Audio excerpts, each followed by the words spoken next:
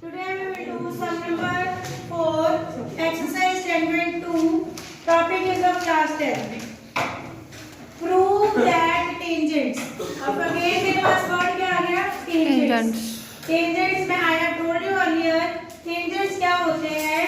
किसी भी सर्कल पे जो उसको एक पॉइंट पे टच करते हैं उनको हम क्या बोलते हैं? Tangents. Tangent draws at the end of diameter.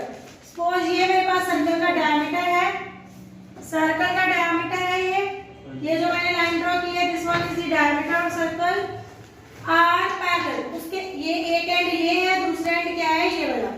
दोनों एंड से हमने क्या ड्रॉ करने हैं? टेंजेंट्स. अब वो कह रहा है कि जो हम टेंजेंट्स ड्रॉ करते हैं सर्कल के डायमीटर के एंड से वो आपस में पैरेलल है, वो प्रूव करो. तो हम कैसे प्रूव करेंगे? ये मेरे पास पहले तो लिखेंगे गिवन मेरे पास क्या है? A circle with diameter A B. Diameter हम लेट कर लेंगे ए बी. ये ले लो पॉइंट ए और ये ले लो बी. ठीक है. और यहाँ पे ले लो पी क्यू, यहाँ पे ले लो R S. PQ and RS are the tangents. PQ and RS are the tangents. अब tangents मैंने आपको बताए थे, जो tangents हैं वो हमेशा 90 डिग्री का एंगल बनाते हैं, है ना? परपेंडिकुलर होते हैं सरफेस के. इट मींस यहाँ पे जो एंगल होगा मेरे पास 90 डिग्री का होगा. लीनियर पेयर से ये भी 90 का हो जाएगा. इधर ये भी टेंजेंट है, ये भी 90 हो गया, ये भी 90 हो गया. ठीक है. अब 9th क्लास की प्रॉपर्टीज लर्न करो. लाइंस पैरेलल जब होती है और उनको एक इंटरसेक्ट लाइन कट करती है तो अगर तो उनके ऑल्टरनेट एंगल्स इक्वल होते हैं. ठीक है. अब यहाँ पे कन्वर्स लगाएंगे हम. लाइंस जब पैरेलल होती हैं तो उनको एक इंटरसेक्टिंग लाइन कट करती है और फिर उसके ऑल्टरनेट एंगल, कॉरस्पॉन्डिंग एंगल्स, ये सारी चीजें इक्वल होती हैं. यहाँ पे देखो, अब मुझे नजर आ रहा है मैंने लाइंस पैरेलल प्रूव करनी है तो क्या लिखेंगे? टू प्रूव क्या करना है मैंने?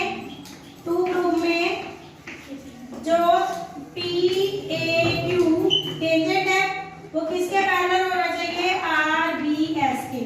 ये दोनों टेंजेंट आपस में पैरेलल प्रूव करने हैं. तो प्रूव कैसे करेंगे? वेरी इजी है. मैंने अभी आपको बता दिया है कि अगर ऑल्टरनेट एंगल्स इक्वल होते हैं तो उनकी लाइंस क्या होती हैं? पैरेलल. जैसे मैं आपको एक बार रिमाइंड करा देती हूँ. जैसे ये दो पैरेलल लाइंस थी और ऑल्टरनेट एंगल हमेशा जेड में बनते हैं. पता है कि नहीं पता? ऑल्टरनेट एंगल्स हमेशा जेड में बनते हैं. तो यहाँ पे भी देखो मेरे पास ये दो पैरेलल लाइन, ये है नहीं पैरेलल, ये हमने प्रूव करनी है. ठीक है. तो अगर ये इंटरसेक्टिंग लाइन है तो ये z बन रहा है हमारा, है ना? इसका मतलब ये एंगल और ये एंगल इक्वल है ही मेरे पास. दोनों एंगल इक्वल से है. मुझे ये पता है कि ये दोनों एंगल इक्वल है क्योंकि ये भी 90 डिग्री का है, ये भी 90 डिग्री का. और ये नहीं पता लाइंस पैरेलल है.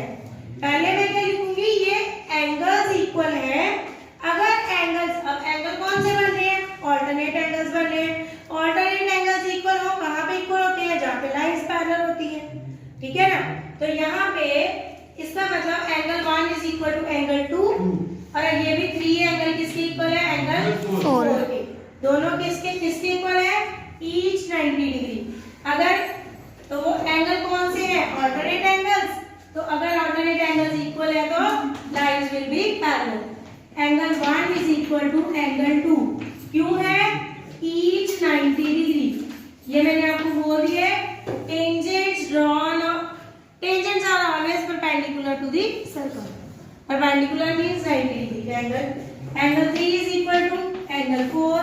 ये भी किसका है? Each 90 degree. ये हमें गिवन है साथ में, है ना? गिवन ही है ना. तो इट मींस यहाँ पे लिखेंगे angle 1 and angle 2, angle 3 and angle 4 are alternate angles. ये कौन से एंगल्स होते हैं? Alternate angles. जब ऑल्टरनेट एंगल्स इक्वल हो देयरफॉर पैरेलल। तो लाइन कौन कौन सी है मेरे पास? PAQ will be parallel to RBS। बस यहाँ पे मेन मोटिव है एंगल्स इक्वल करने हैं। एंगल्स इक्वल कौन से हैं? ऑल्टरनेट एंगल्स इक्वल है। ऑल्टरनेट एंगल्स कब इक्वल होते हैं? जब लाइंस पैरेलल होती है। Okay, thanks for watching.